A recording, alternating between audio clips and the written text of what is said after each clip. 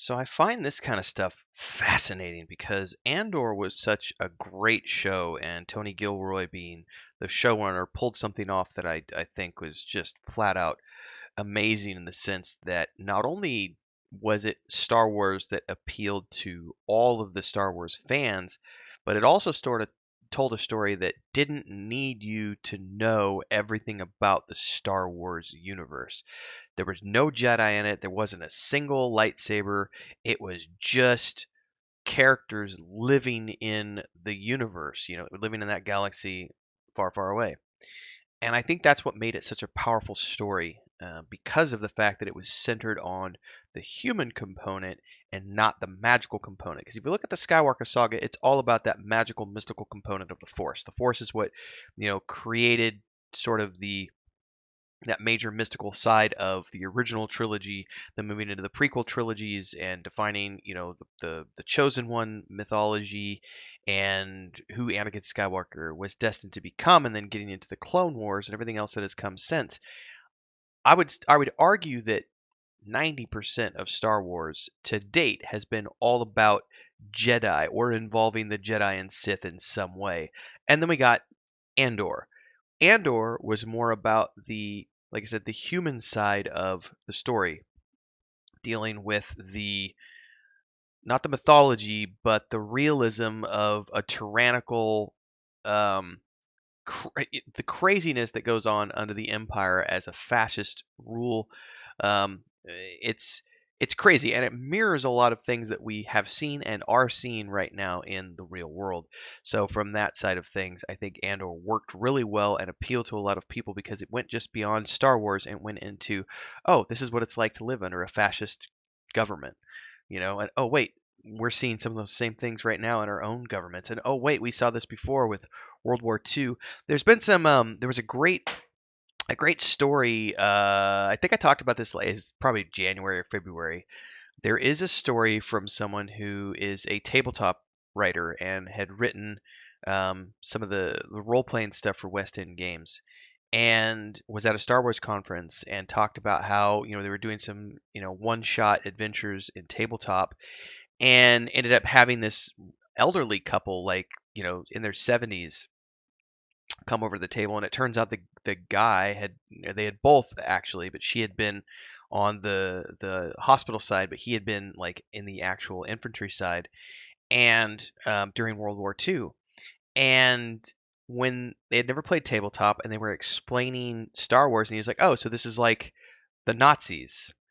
And it's like, well, yeah, the Empire is kind of like the Nazis. Okay, so this is like the French Revolution, and it's like, kind of, yeah. And he's like, okay, I get it. So then they sat down and played, and he didn't need to know anything about Star Wars because for him and his wife, they were all about going back 50, 60 years or whatever and getting into that mindset of being guerrilla warfare, and hit and run tactics, and standing up to and fighting against the tyrannical rule of the Nazis and the German propaganda machine, which is what the empire essentially is.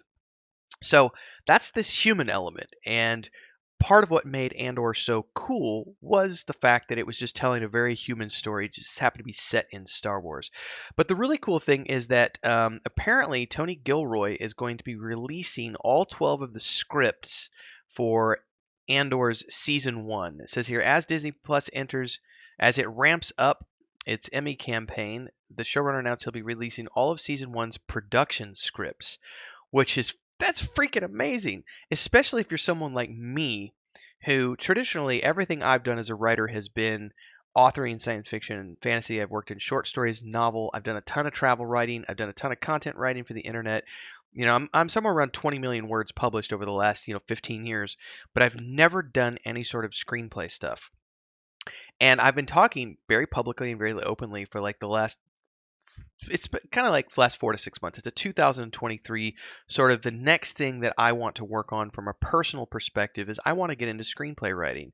I've done most of the things I want to do in life, and I've published things I wanted to publish. I've been able to open the doors that I wanted to open in my career, and now I'm like, well, what's next? And one of the things that I want to do next is I want to do some sort of a screenplay. And so it's great to be able to go online and find screenplay resources and stuff and look at how things are written. But using a show like Andor as a base of, as a foundation layer to look at how something like this is pulled off, getting a chance to go behind the scenes and actually see the production script is a huge, huge thing. So I'm really excited about this. So this is from over at gizmodo.com. Apparently, the news came from journalist Jeff Goldsmith, who attended the Disney Plus series Emmy FYC event, and IO9 confirmed it with Disney. It says, following casting Andor, the unlikely and only half-willing rebel spy, Andor has critically been hailed as one of the best Star Wars shows in years.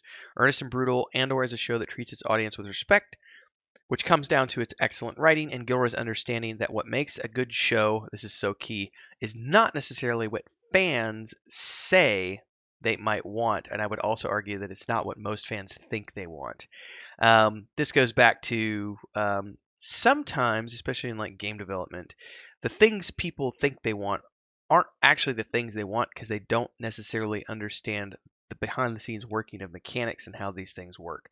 Hey everyone, Renfail here with the commercial part of the video where I say, hey, if you like this, don't forget to like, subscribe, and hit that bell icon so you never miss an update. And thanks to all of our supporters are here on YouTube and over on Patreon, our highest members, our guild champions, Crazy's relative, Remy D here on YouTube. And don't forget, if you want to support, it's really easy. You can do the memberships below, the Adventurers Guild, 3 different tiers. There's also the super thanks on any uploaded video or YouTube short that you find. There's also, of course, the super chats and stickers that you could do on any live stream or premiere, and the Patreon page if you want to dive into the fantasy world that I have with my brother and my wife, which is a tabletop game, a point-and-click adventure game, and a fantasy book series. All are great ways to keep this channel going and me going full-time. Thanks again for those of you who support. Let's get back to the video that you're watching now. Things work. This goes into screenplay writing, everything else. I've got an upcoming video I'm going to be doing about Brandon Sanderson's take on adaptations and how when he looks at film adaptations, he actually thinks that the best film adaptations are the ones that break the books and strip them apart and retell the story in a completely new and different way, even if that means including new material, because he talks about how you can't take a book and break it down directly scene by scene into a film because it just doesn't work.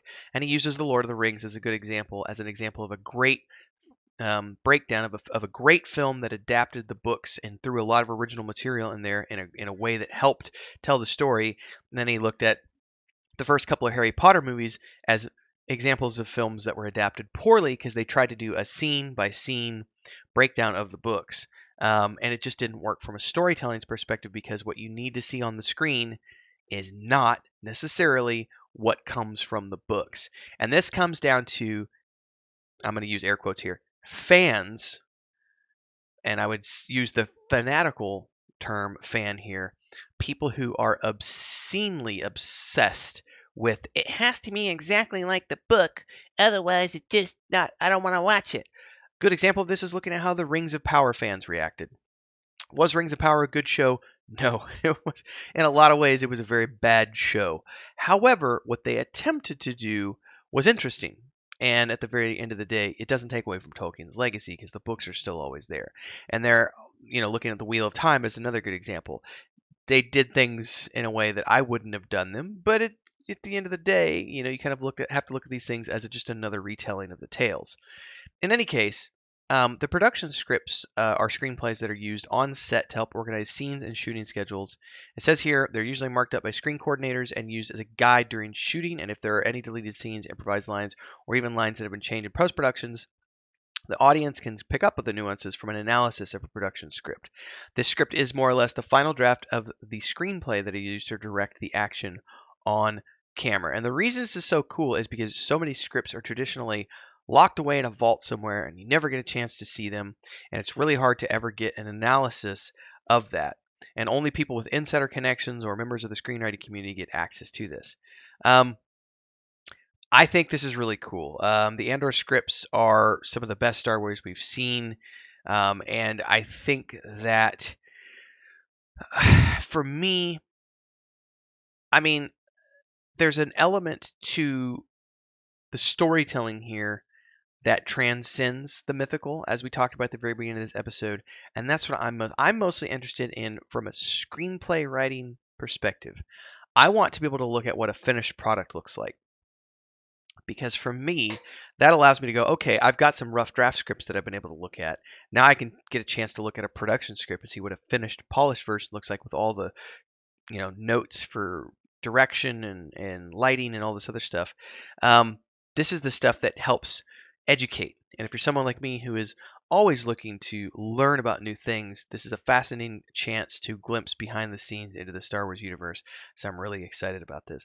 Love to hear your thoughts below. Drop them down in the comments. Stick around. See you guys in the next episode. Cheers.